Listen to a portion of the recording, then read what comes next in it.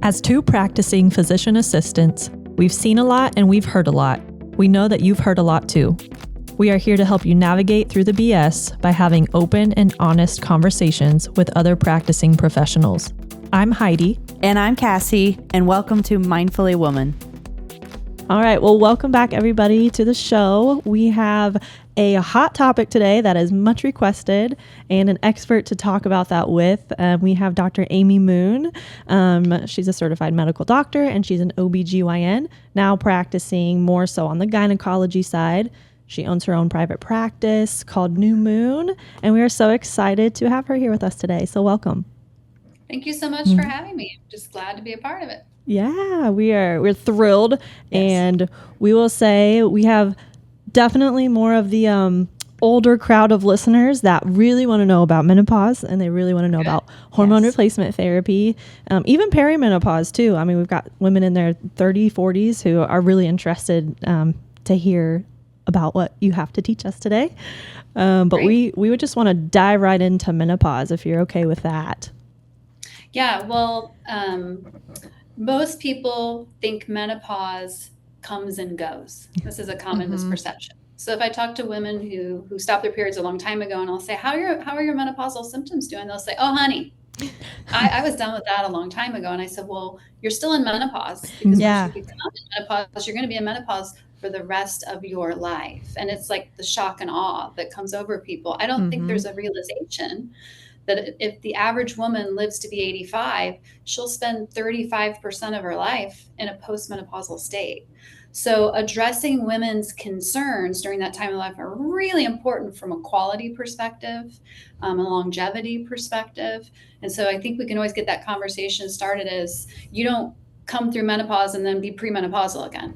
You're going to come through menopause and we're staying here. Exactly. We're going to stay here a long, long time. And so I think the conversation is you don't have to suffer from all of these terrible things that you're feeling for the rest of your life. We can find solutions to get you through it. And so I think that's like the biggest shocker to a lot of people I talk to. Yeah, absolutely. 12 months, no period, you're in menopause. And now you're going to be postmenopausal until the end. They're not waking back up again, so it's really important that we give women opportunities to make informed decisions about how they handle that time in their life and have the conversations. For sure. Yeah, absolutely. I love that you said that, because I feel like finally menopause is having its moment and women are finally saying it's enough. Like I want something to make my life better. If they are symptomatic, they're actually seeking out ways to treat that. So I love that. Yeah, I love it too. And kind of like to your point, like you deal with that forever once you reach menopause. But now I feel like more and more nowadays, people are starting to dive into it in this perimenopause period. Like, what can I do now to set myself up for success in the future? Like Cassie said, I feel like that's a hot conversation right now and people are becoming more aware of it. So that's great. Yeah, I mean, it's definitely in the perimenopausal group.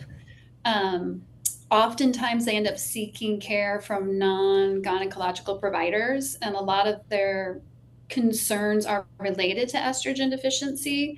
But if the person they're seeing isn't familiar with it, then they might end up evaluating them for everything else but, and then not offering much more than a lifestyle modification or solution for them. So I think educate women in their 40s primarily, if they spend a little time educating themselves on what are some of the estrogen deficiency symptoms that I could be experiencing, where I would be aware that that's related to that, and people will come in, and you and I both know you might ask them a series of questions and then the light bulb starts going off in my head, but they haven't connected the points yet. And then I start shaking my head while I'm listening to them, and every single thing they're listening off is estrogen deficiency. And then I'm like, oh my gosh, I know what's going on. And they're like, you do? But they haven't connected the dots yet, because if it's not a hot flash, if it's night and not a night sweat, and it's not very classic vaginal dryness, all of the other things that women experience, they can't always put two and two together. It's not inherently obvious to them.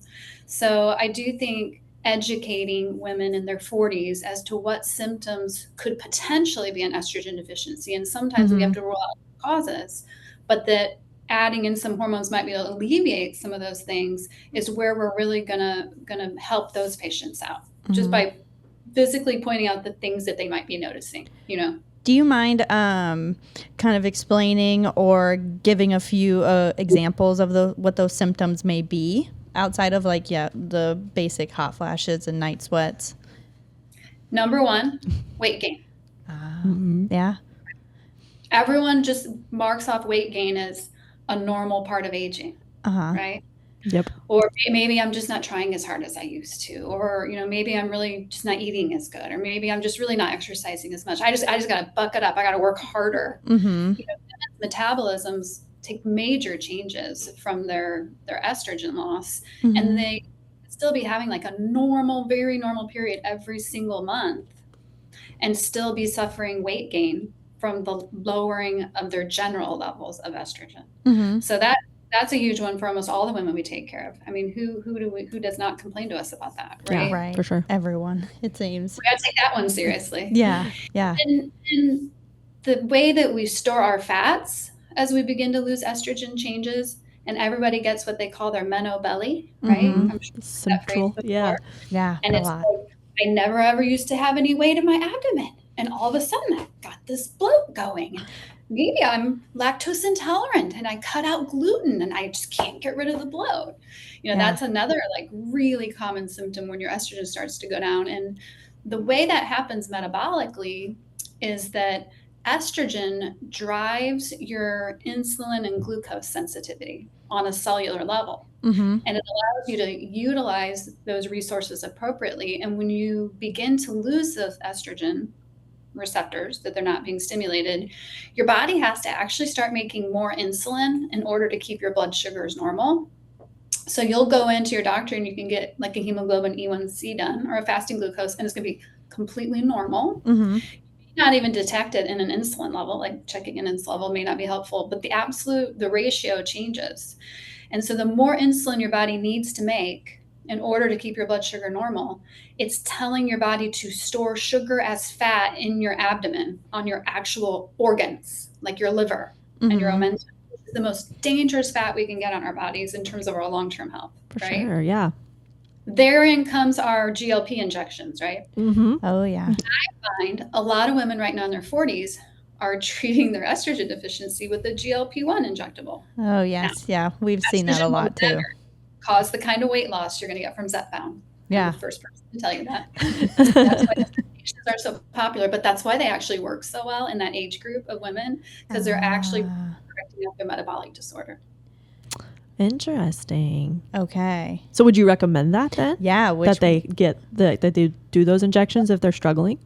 I do think that if you are doing the lifestyle modifications, you've ruled out other metabolic conditions, and you qualify for a GLP, we are very much in favor of those for those patients. Yeah, okay. We do run a weight loss clinic in my office, and so we kind of do a lot of what I call parallel processing. So my job is to optimize the hormones, and so I work really hard on that. And if they're still struggling with their weight, despite the fact that I'm helping with that, then we will get them over to talk about what it looks like in adding a GLP to that.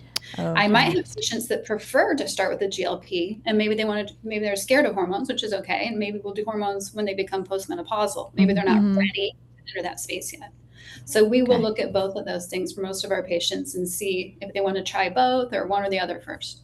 Nice. Okay. Yeah, that makes total sense. During that time too, just curious, like if, let's say somebody does get on a GLP-1, are you periodically following like their hormone levels too throughout that time frame? Like looking at their estrogen, progesterone? We wouldn't have to necessarily, because usually your period, it tells me everything I need to know. Fair, yeah.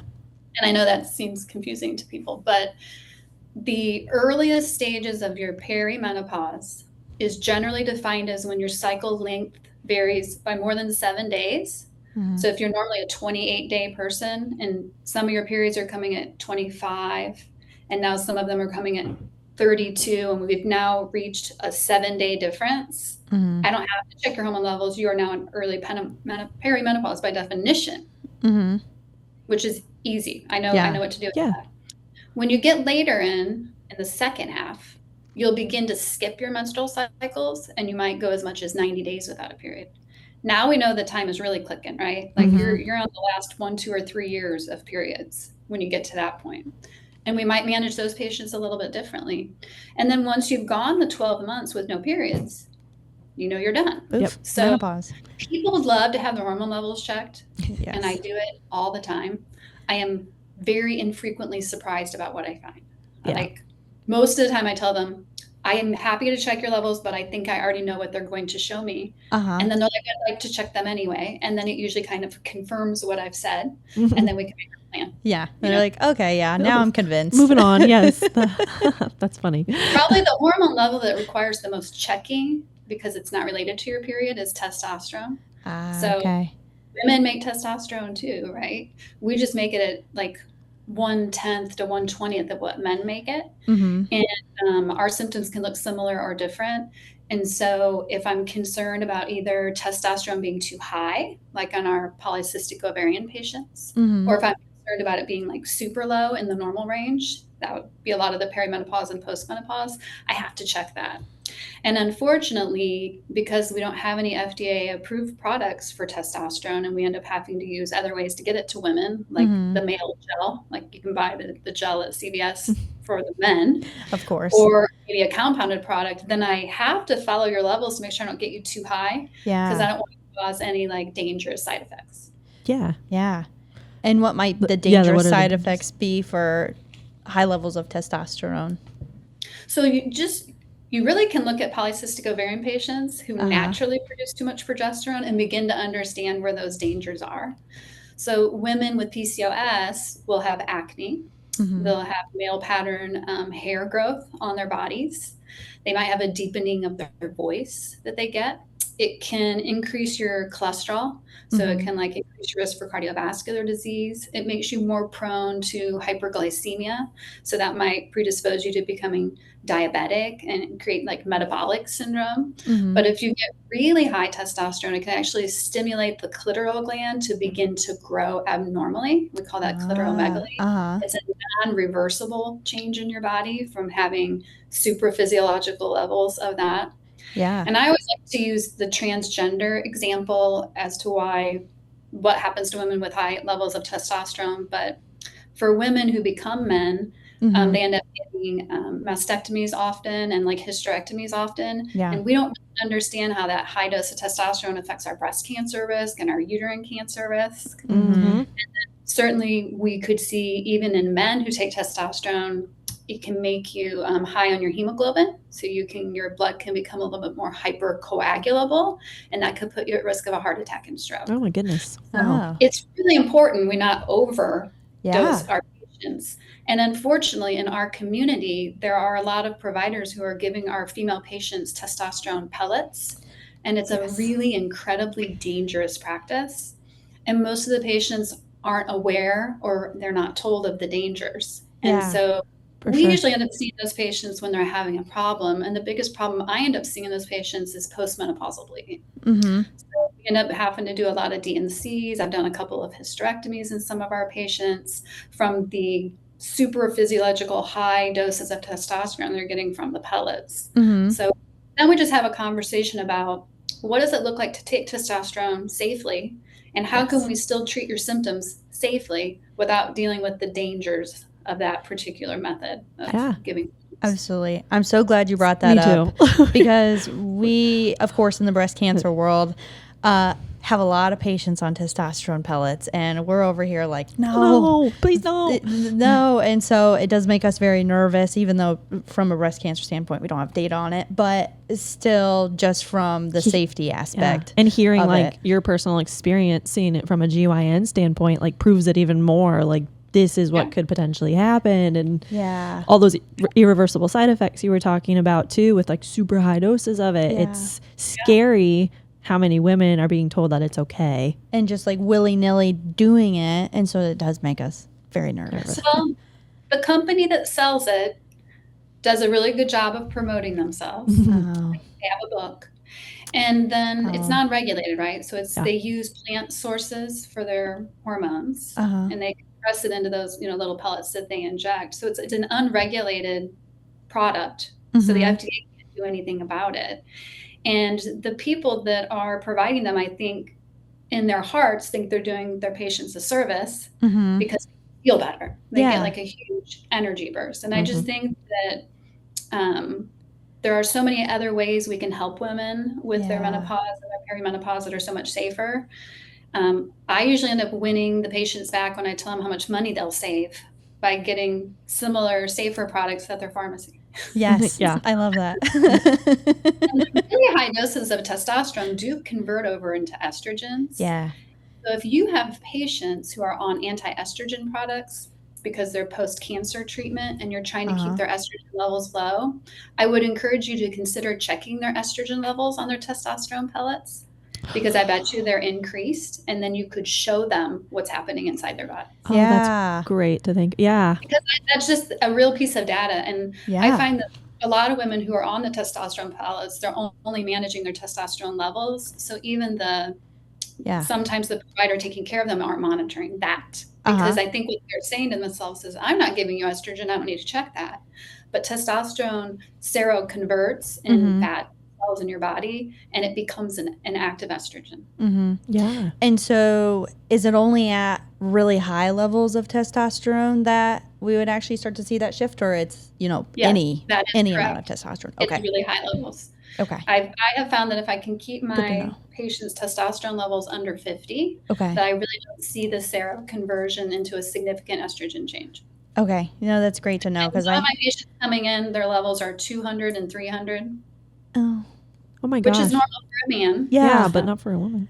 Wow. Okay. I'm writing these notes down so I can use this for my future reference. Yeah. No, this is really, really so great. Yeah. On that note, I just kind of want to ask, since we're kind of talking about the testosterone pellets and everything, I also feel like we're seeing women, like high risk women that we see because they have a family history of breast cancer. They're in their 30 to mid 30s, maybe 34, 36 range, and they may be having symptoms. Let's say they're fatigued or tired. Maybe periods are a little bit different than what they used to be. It seems as though they're going to see these functional med doctors, and they're doing a bunch of labs, and then they're immediately being put on micronized progesterone, and maybe different supplements, or maybe a little bit of estrogen here and there. What are your thoughts on that? I feel like they're treating more like a snapshot picture in time, and then I don't know. I just feel like there's not good regulation with that. Do you see that a lot, or what have you seen?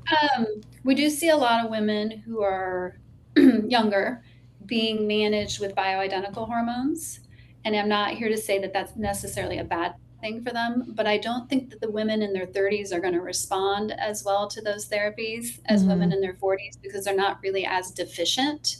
And so I find that a lot of them will get more side effects from those medications than actual super helpful for them. A lot of women who are tired, because let's face it, most of us are. Yeah. Yes. It's probably in your 30s not directly correlated with your hormone levels, right? And so I haven't really even found giving women any kind of supplement in that age group suddenly gives them so much more energy, right?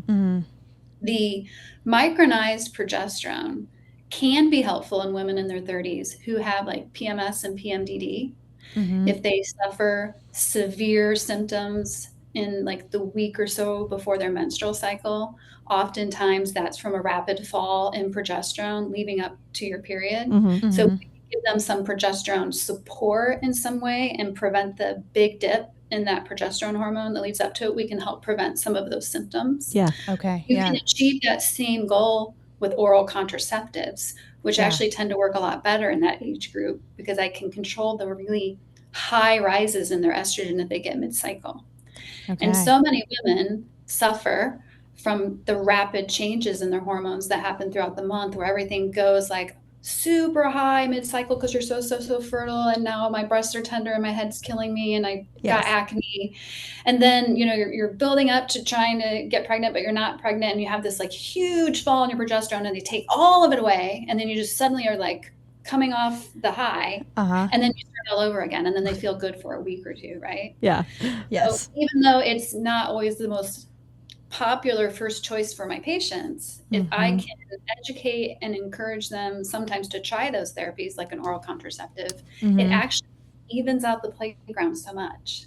Yeah. I can make your body have the same amount of estrogen and progesterone every single day, and we can recreate your good 2 weeks all the time. Yeah.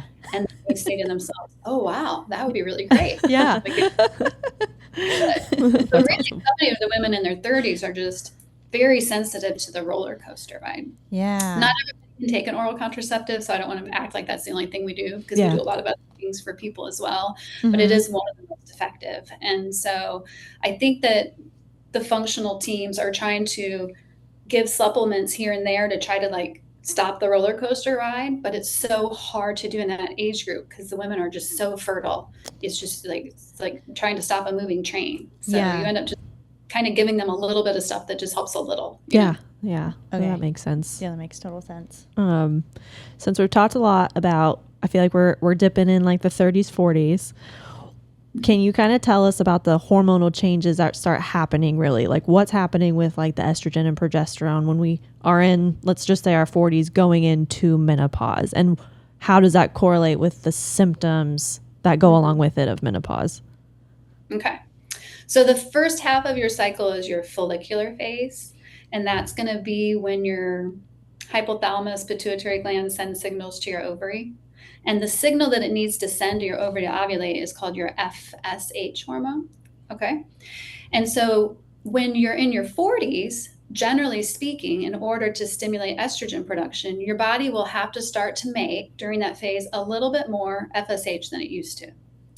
And so that number will bump up a little bit. The result in that is that your body's trying to squeeze a little bit more estrogen out of your ovaries. And most women can't peak as high mid-cycle from 40 to 45, let's say, than women in their 20s and 30s can, so that they can't quite get to that peak. Okay. Except for once in a blue moon when they double ovulate, which is why you see more twins in that age group. Yeah. And then you see that ridiculous spike. But in general, they can't quite get to the peak. That means during luteal phase, their estrogen level is relatively lower than it would have been. And then the reason the cycles get closer together is it kind of falls off the cliff earlier. And so if you look at a total number of days, let's say 30 in a month, and you added up your total estrogen levels, if you could check them every single day, your total estrogen production will be less for your 30 days than it would have been in your 30s. Mm-hmm. It's still doing the thing that'll make you bleed because it's enough to build, it's enough to make a lining, it's enough to shed, but you're not getting, from a complete exposure standpoint, the same amount of estrogen over that 30-day period of time. It's relatively deficient. Yeah. Mm-hmm. Does that make sense? That makes total sense, yes. Yeah. And then as you go farther into that perimenopausal phase and you become even less ovulatory, so now your body's making estrogen without eggs. That's why women have infertility, right? Estrogen without eggs. It's the egg that results in the product called your corpus luteum that lives on your ovary that makes your progesterone hormone. So a lot of women in our 40s can't muster up much progesterone. So you hear this estrogen dominant thing, right? Mm-hmm. More estrogen than progesterone, but you're pretty low on your progesterone too. And that just makes the PMS stuff of it worse. You're just like worsening PMS. So your whole second phase is less progesterone. Lovely. And so that's kind of the perimenopause journey in a way. And then eventually you can't even muster up enough estrogen to make a period. And the next thing you know, you miss one, right? Uh-huh. That month, I couldn't even make enough estrogen to get a period, right? Yeah. That's how they space out. And so it is the hormone that people really miss the most is estrogen. Yes. Estrogen is everyone loves estrogen. I never have any problems with seeing people love estrogen. Progesterone is a little bit different. Some people hate progesterone because it causes mood changes or weight gain or acne and things like that. And even though we have bioidentical and micronized and all that, I still find that there are some women that just cannot tolerate any extra progesterone in their body, even if it's low. Yeah. We have to deal with that a lot. So do you tend to do a lot of IUDs, progesterone IUDs then? We have so many women that have marinas. I love it. I bet so. It protects the endometrium from cancer. Yeah, protect the uterus. You don't have a large systemic amount of hormones in your body that you have to deal with. And then when you're going through your perimenopause and you want a little estrogen, I can just give it to you. That's beautiful. I can just give you a little estrogen. Yes. And you don't have to deal with the progesterone, right? Yeah, absolutely. Do you ever is there ever a patient who is like, I'm absolutely not doing oral progesterone or the IUD, I want a hysterectomy? Do you ever do a hysterectomy for them? Do you ever go to that? Hysterectomies. Yeah. Rare cases do a hysterectomy. Now there's one hormone replacement medication available, and it's called Duavie. Are you guys familiar with Duavie? Oh yeah, I've heard of it. I have not. Okay, I'm not familiar with it.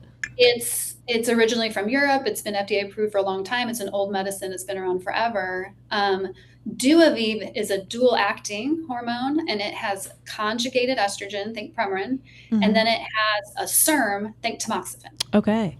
That's your world, right? And the SERM that's in it down regulates the uterus, so it gives uterine protection for the estrogen component. It down regulates the breast tissue, which reduces your risk of breast cancer.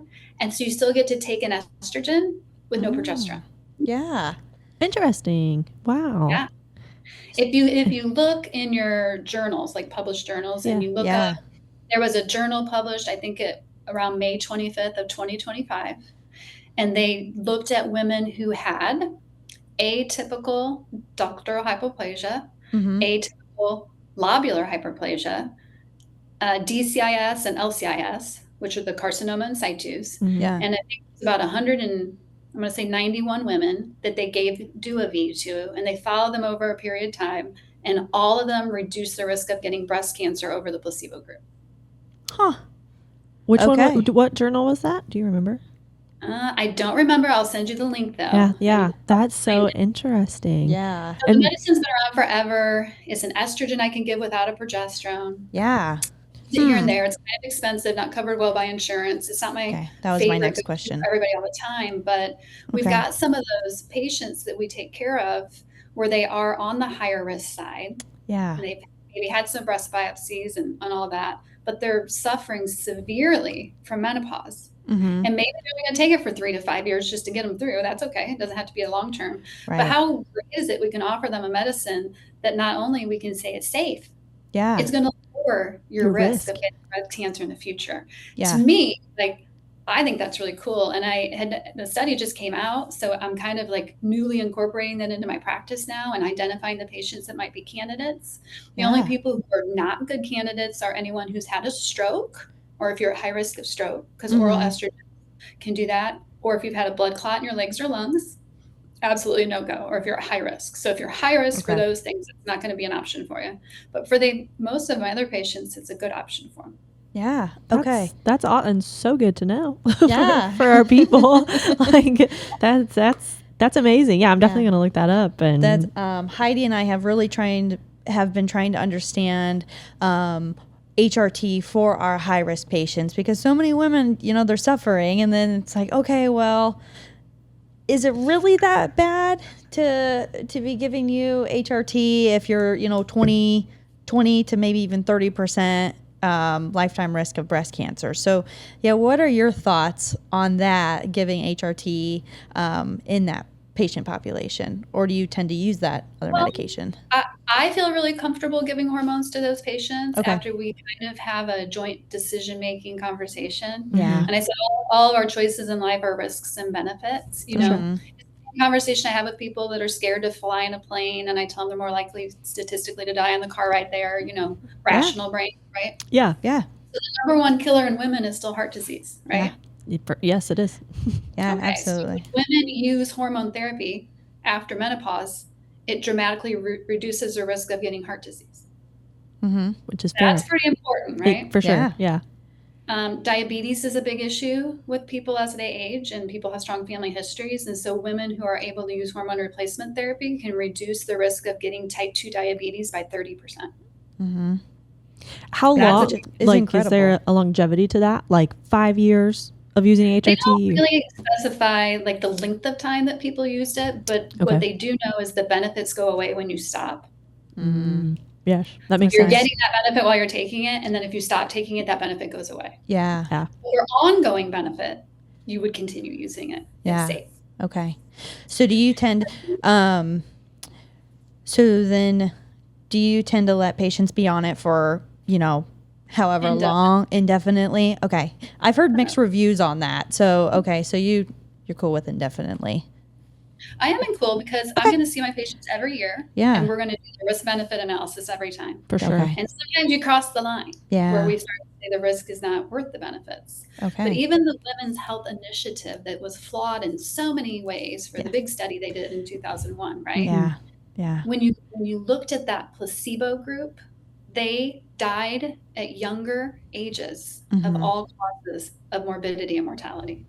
Yeah. So we have proven that being on hormone replacement therapy, you will live longer and you will live better. You're going to be less likely to be frail, less likely to fall down and break your hip, end up in a nursing home, right?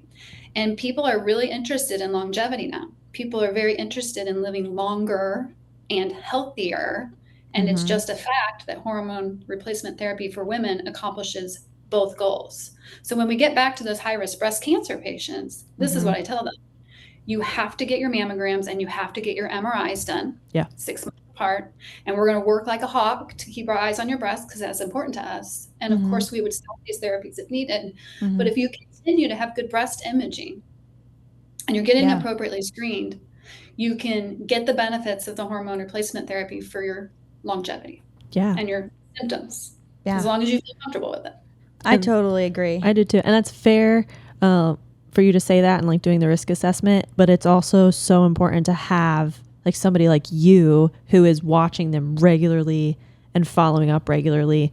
I feel like when we get into these like pitfalls is when we have women who might be on HRT for like 5 or 10 years, or maybe they're like 10 years out and it's like a 60-year-old woman and her family doctor just kind of keeps refilling it and hasn't had her mammogram in 3 years. And that's when we see, unfortunately, those bad situations happen. So doing it exactly like you said is a perfect world situation. Yes. We need more of you. Yeah. We need you everywhere. Well, and it's nice, like I said, since we offer primary care in my office, I know that my patients are getting appropriately screened for cardiovascular disease. I know that they're getting screened for diabetes. I know that they're getting so much of their preventative care taken care of that I feel like I would be knowledgeable about the risk factors. You know, I think a lot of women rely on their gynecologist to be their primary care provider, but the gynecologists aren't necessarily doing all of the things that your primary care provider would do. A lot of us do a lot of it, but none of us do it all. Yeah. That's why I like our model of dual care, because I feel like I'm not missing things that I don't have time to pay attention to. You know? Yeah. You've got your hands full with all this stuff, obviously. And this is only a snapshot. I mean, this is just HRT outside of other gynecology issues.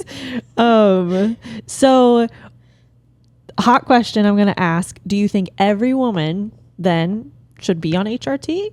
Or I know it is different if they have risk factors and things like that, but there's like an average woman can safely take HRT. Do you think most people should? I think that about 85% of women are good candidates for HRT. How about that? That's fair. About 15% that's not. Yeah. And right now in the United States, only about 14% of women are receiving it. Wow. That's pretty low. That's sad. That's really sad. I didn't even know that. Yeah. It's a really sad statistic, isn't it? Yeah. That is. Yeah. So what if they're not symptomatic? Still, you know, I feel like right now everybody's like, oh, well, if you're symptomatic, then okay. But, you know, if 85% of women would be okay to take it. Well, since we have 92 symptoms of menopause, I guarantee you I can probably find a symptom you have. Yeah. You aren't aware was linked to menopause. Yeah. They just live with it. Ringing in your ears is a sign of menopause. Dr. Giblin. How about itchy skin? Your skin Yes. itches. Yeah. Or your ears, right? I can almost always find something. Hair thinning. Uh-huh. What are some of the other atypical ones that people don't always realize? Let's talk about gallbladder dysfunction. Do you know how many women get their gallbladders taken out in their 40s and they really just need hormone replacement therapy? Oh my Really? gosh. Sludge in there and it stops working well. Huh. No Why do all way. these women in their 40s have to get their gallbladders out? Yeah. It's perimenopause. I had no idea. I had no idea. Heartburn's a sign of menopause. Constipation. Bloating. all Wow. these things. I can almost always find a symptom. People will tell me they have none, Yeah. and then I find one. And then you're like, wait a second. Yeah. Here's my list. Maybe that one thing isn't bothering you. Yeah. Oh my gosh. But then it's always like, why are they seeing you at that point if they're perfectly fine? They have absolutely nothing wrong, right? Yeah. Oh, what is the most bothersome? I know you talked about weight gain, but what's the most bothersome menopause symptom that you see women complain of? I mean, I still think you have to put hot flashes up there. Haven't you all seen the TikTok video of the lady's steam coming off her head? Yes. I have. Yeah. Yeah. Right? Yeah, I mean, the vasomotor Yeah. are the most disruptive. Yeah. And, it makes people not effective at work. It can affect your jobs. It's incredibly disruptive to your sleep patterns. And that can be disruptive to your partner, if you're waking up all night. And so that leads to a high level of loss of energy and fatigue because you can't get good quality sleep. And that chronic fatigue can really cause all kinds of other problems for you. And you can get really depressed and anxious. So really the leading edge on that is the vasomotor. Yeah, Right. we figured. We see that a lot too Yeah. from our side. So it seems like the biggest thing.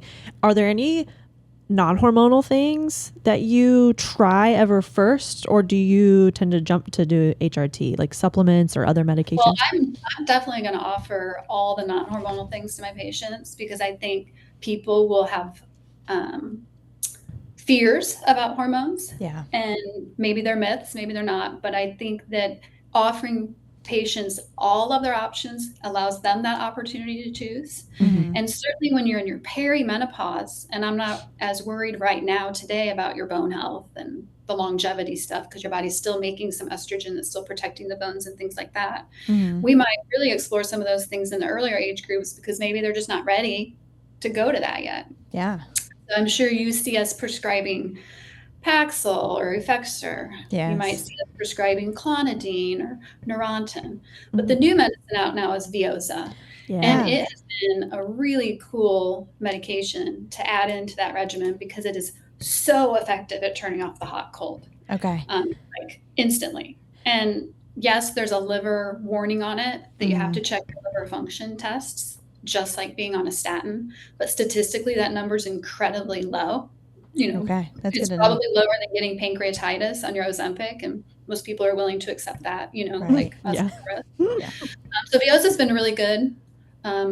We have lots of people on that who find it highly effective. But I do have to tell them this isn't going to do anything ultimate in the long run for your bone health Correct. or your Yeah. cardiovascular health. Right. But some of those patients can't take estrogens, and so it's the best thing I have for them. I was going to ask how well patients have been responding to Veoza. We always offer it, but it doesn't seem like patients ever follow through with it. Well, to some extent, you got to sell it. Yeah. Right? Like Is it Like, insurance a thing too? there is a medicine you can take. And Yeah. they're like, "Oh." Another medication. We have a highly effective medication that we can use that is very safe Yeah. if you want to try it. And so I think that probably sells it a little bit more. Yeah. But cost is an issue. The coupon program runs out Yeah. after 12 months, and then it's $500 cash. Oof, man, And you and I both know that's a lot. that's a lot. And people are like, I'll just have a hot flash, right? Yeah. Yeah. So I think the cash price comes down someday. I think it'll be more popular. Yeah. Maybe the longer it's around, like with anything, hopefully that Or their changes. friends on it. My friend's on it. It's working for them. Yeah. We sell stuff a lot. The friends. Yeah. The friends. What's a coupon? Do you know like the coupon price that it is right I now? want to say $25. It's like really nice. That's Oh. really, really awesome. It's like very affordable. Because I feel like I've struggled with people. Their insurance says they have to try 2 or 3 things first before they can do the They Veoza. sure do. They sure do. So So, frustrating. so we'll do a Paxil and an Effexor for a short period of time, and then just document that they were prescribed and it didn't work, and then we're good with the PA. Yeah. Yeah, And you heard move great on from things. there. I've had a Okay. few patients that are breast cancer patients who have to be on, tamoxifen or anastrozole who've been on Veoza, and it's been a game changer because hot flashes are like the worst of it. Yes. Yes. So Well, the cool thing about tamoxifen is it's a huge bone builder. Yeah. yeah, exactly. Tamoxifen is really, really good for your bones. Now, if you're on anastrozole, Not whole so nother much. story, right? Yeah. Whole nother story. Yeah. But I do like to Unfortunately tell my so. tamoxifen patients, I'm like, this is good. You're on a medicine that's a bone builder. You're like, you're good. Yeah. We gotcha. I need to take tips from you. You're really Right. good at selling. I You feel are. like you could sell anything. You could. I'm going to use these like I score high on promoting. Yeah. That's right. You're when I have someone complain about their tamoxifen next, I'll be like, but your bones are doing great. Your bones though. The bones look so good. Ah. Okay, I know we've talked about a lot of different things here. I'm going to circle back a little bit to like the hormone replacement therapy in terms of types, because I know that's like what a lot of people want to hear about. Like, what different types do you use when it comes to hormone replacement therapy? Yeah, this is a great topic. We have as many probably options in hormone replacement therapy that we do in contraceptive methods, right? Mm-hmm. So when we talk to people about not getting pregnant, we start listing off all the things. I'm like, we literally have a gel, a patch, a spray, a ring, right? We got all of those. Yeah, whatever you're willing to do. Yeah, what do you want to do? You get the pill. We've got just so many things. There's a lot of literature on transdermal estrogens versus oral estrogens. And so I like to have that conversation with my patients up front. There is an advantage to using a transdermal estrogen in the world of DVT and pulmonary embolism. So if you get your estrogen into your body through your skin or a transdermal equivalent method, you're going to bypass the first pass effect of the liver, right? So you're not going to increase your clotting factors.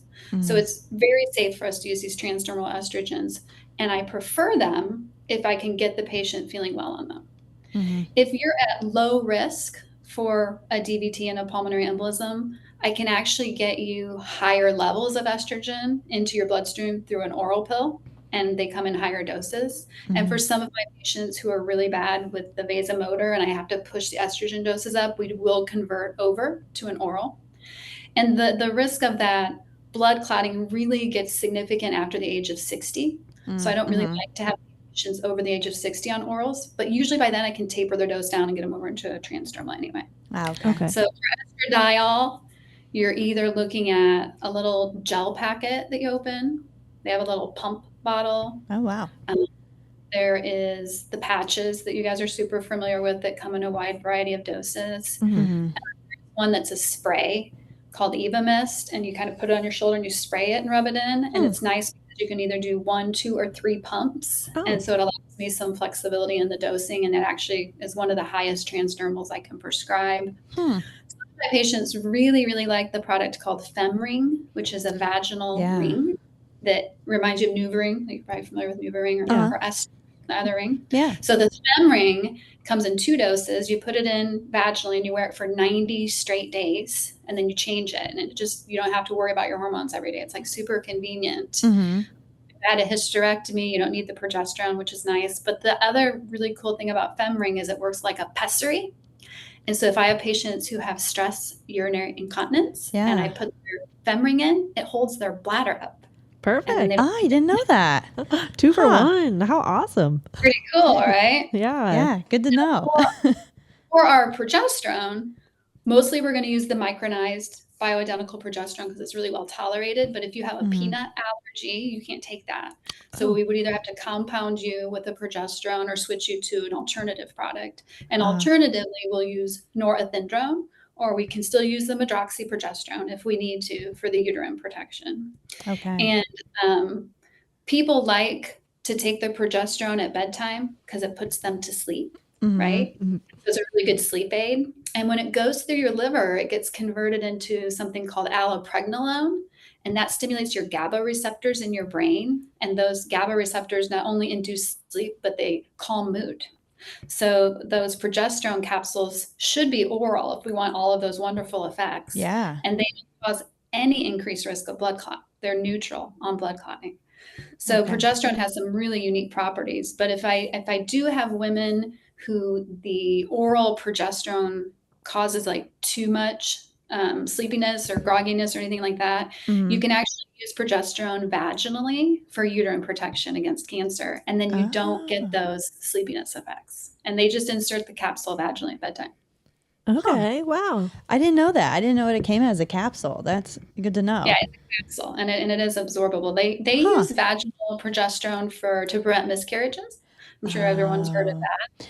Yeah. And we prescribe vaginal progesterone if you have a short cervix and we're trying to prevent a preterm birth. Mm. So you can also use the vaginal progesterone in postmenopausal women for uterine protection if you don't want the sedative effects of it. Oh, interesting. That's good. Yeah. Yeah. Wow. See, this is why we need you on this podcast so we can learn all these things. And also just to, I don't think we talked about this either too. The dosing of hormone replacement therapy is so much lower than oral contraceptives. So like birth control. Absolutely. Just so like the listeners are aware of like the differences of that too. Yeah, I always tell people when we're giving you a birth control pill, we're trying to trick your body into thinking that you are pregnant. So we're giving you high enough hormone levels to kind of tell your brain, stop making hormones. And this happens a lot to patients when they go into non-gynecologist providers. They'll be on an oral contraceptive complaining of hormone issues, and they'll get their hormones checked and they're going to be low because your body's not producing your bioidentical hormones because your body's only getting your synthetic hormones. Yeah. And so I have these young women get told they're in menopause and they're like 32. Oh my gosh. Well, they checked my hormone levels and they were all 0. I'm like, well, that's normal on the pill. That's why we don't check them. Yeah. Oh, yikes. Oh my goodness. But when we're giving you hormone replacement therapy, I'm not trying to give you the hormone level of a 20-year-old Exactly. or a 30-year-old, maybe not even a 40-year-old. I'm just giving you enough for the benefits. And so we really tend to give the lowest dose we need to manage the symptoms. But we have had some literature come out in the past couple of years that for bone protection, if that's your primary outcome, you're going to get better bone protection if your estrogen level is above 70. So if my patient's primary reason for really utilizing that hormone therapy at this point is because my mom broke her hip and I don't want to, for those patients, I will check an estrogen level and be sure that we're getting adequate absorption for them. Oh, okay. That makes sense. Otherwise, I don't. I usually just titrate it because it can be estrogen in the estradiol form can be as low as at a 0.25 milligrams, or you can go up to a pill that's 2 full milligrams. That's a huge, huge dosing difference. Yeah, that is Most women are going to be between 0.5 and 1. 95% are right in that range. Yeah. Yeah, absolutely. So, and there's not really any studies that say, okay, this is the minimum dosing that you, other than with the or with the bone health, but otherwise, like, you know, the cardiovascular health benefits and things like that. There's no minimum dosing that's been studied, is there? Correct. They've just studied all the doses that are available, and they see the benefits even with the lowest doses that are commercially available. Okay. That's good. And, you know, some of our patients, we put on more progesterone because we're trying to manage things. So if I have somebody like, let's say 100 milligrams a night, and they're like, man, I still can't sleep through the night. I'm like, well, let's try 200. Yeah. I still can't sleep through the night. Let's try 300. You just keep going up. And we used to give pregnant women 800 milligrams a day. I don't know how they kept their eyes open. Right. Oh, geez. That's a lot. But for some of our really more challenging menopause patients, I might have to get their progesterone to 300 to 400 in order to really alleviate their nighttime symptoms, even if they're on full estrogen replacement. So there's a lot of flexibility in progesterone. You just have to titrate it slowly and then warn patients what the side effects are so they can let you know if they're having them. Okay. Yeah. That's wild. Just thinking about my brain is just spinning right now. Like a little bomb went off in there. Hormones obviously are so important for a lot of different things out there. Is there ways that women in menopause can help? Is there any kind of way that they can help themselves outside of hormones? Like, are there any supplements that you recommend that women take that are going through menopause, or even just lifestyle, diet, exercise? I'm very glad you asked me that question. Some of the supplements that people take are incredibly safe for women during their menopause, postmenopause, and all that. And they're going to be the standard ones that I recommend because I think most people feel better when they're taking them. And it's going to be a vitamin D3, right? If you want to pair it with K2, it's going to be good for your heart as well. I've been saying that. But 70% of the women who live in Indiana are deficient in vitamin D, and that's really contributing to their energy and hair and different problems like that. So you can help yourself by making sure you're getting adequate D3 for that and your bone protection. Fish oil supplements are so good for cardiovascular health. And in general, people kind of poo-hoo them, but they also have an anti-inflammatory effect on our bodies. And I'm going to use the word slightly blood thinner, right? Stop your fish oil supplements before surgery because you're going to bleed, right? So it probably has a little bit of a blood thinner in it. And I think some of that anti-inflammatory effects can really help prevent clotting, right? So it's not written in stone. Right. It's not a medical recommendation by any means, but I do think there's some benefits to fish oil in the inflammation, thinning of the blood a little bit. And then if you take high enough doses, it could help out with your cardiovascular numbers. But I do think that anti-inflammatory effect might make people feel better, just like if you were eating a lot of fish, right? Yeah. Fair. Magnesium's a big one right now. Yes. I do not think that magnesium will make you sleep a wonderful night. And I don't think that magnesium is going to make you super calm, but it will keep you from being constipated. It helps with restless legs and muscle cramps. And it is 100% safe to take. So I tell people, have that magnesium all you want. Yeah. It might be oversold in the media for some of its properties. If you happen to think it benefits you for something else, that's great. The literature isn't quite there. So we get a lot of magnesium. I used to promote black cohosh until it got added to the liver failure list this year. Ooh, that's not good. I'm recommending black cohosh because of that warning. And ashwagandha for sleep is being promoted by a lot of the longevity doctors, and that got added to the list. Yeah, I saw that.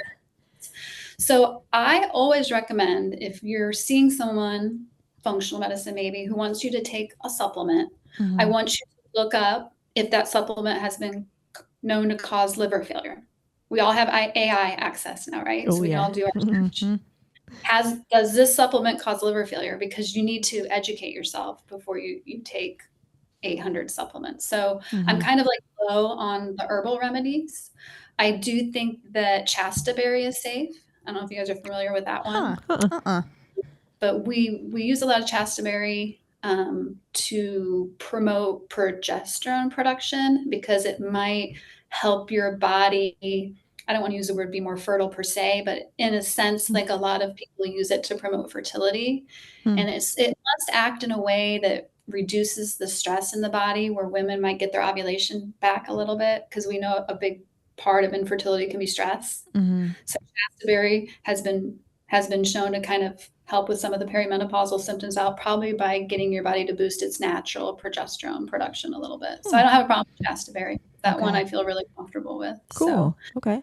I try to help people filter out their supplements and their vitamins, but in general, if you only took one thing, I would say D3 is the most important. Okay. That's good. It's going to make your body's going to love it whether you know it or not.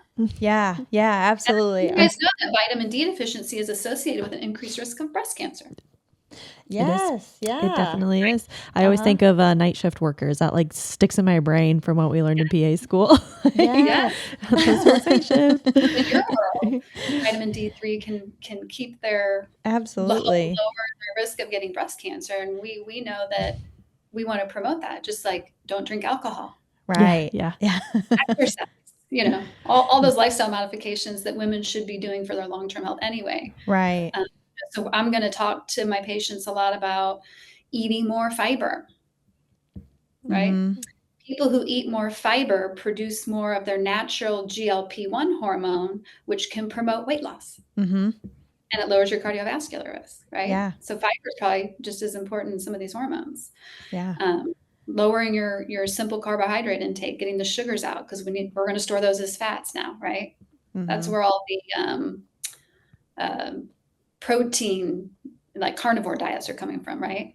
Protein. That's what. Eat all this protein, and then you won't eat any sugar because you're full of protein. But those are going to be really hard on your kidneys. Yeah, right. I want people to be careful of the creatine supplements. There have been some kidney issues with that for some patients. They can't handle that much creatine, and so if people are buying their creatine powders to add to drinks because they want to do some muscle building, and just be very careful of your dosing and make sure your doctor checks your kidneys once a year. That's good to know. Totally agree. For sure. Well, this has really been like magical information that you have shared with us today. Truly a lot of things we're going to take of what you've said and probably use that even in our practice, or just be more knowledgeable. But if you can go out on like one thing that, like one of the best pieces of advice you could give women going through this time of their life, venturing towards menopause, do you have any last piece of advice you'd want to give to women out there? Well, I hope that they will learn to develop self-advocacy when they communicate with their healthcare providers, so that they don't feel like they are getting blown off with their symptoms. Like, I want them to push a little bit and with their healthcare providers that their symptoms could be that.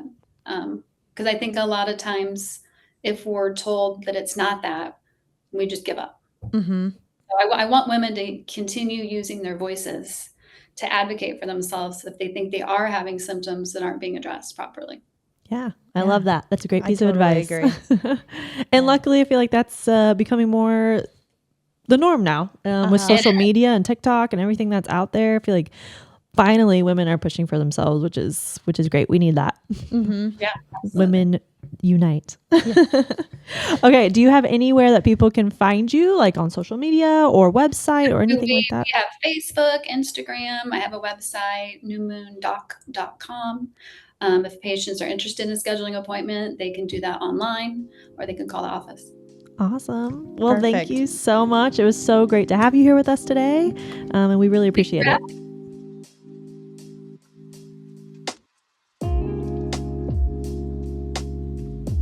The information that you hear on this podcast is not a substitute for medical advice. As always, please seek out personal care and advice from your medical team.